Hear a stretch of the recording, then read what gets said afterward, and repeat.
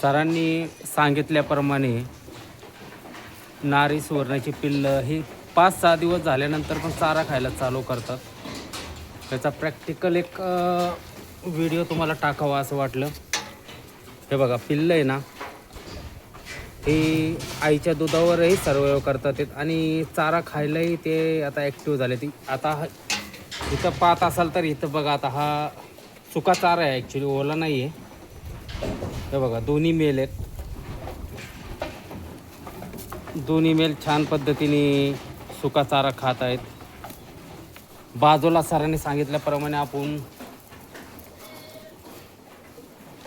खुराक एकदम पावडर फॉर्ममधला ठेवलेला आहे. थोडंफार ते चाटतात, चारा खातात. प्रॅक्टिकली तुम्ही पाहू शकता की हे पहा,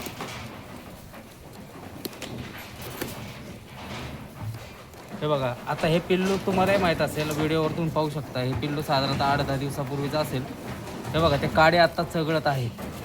म्हणजे या पद्धतीने जर ॲनिमलची काळजी घेतली ना, तर त्याची ग्रोथ वगैरे आपल्याला नक्कीच भविष्यात चांगली भेटेल. सरांच्या गायडन्सनुसार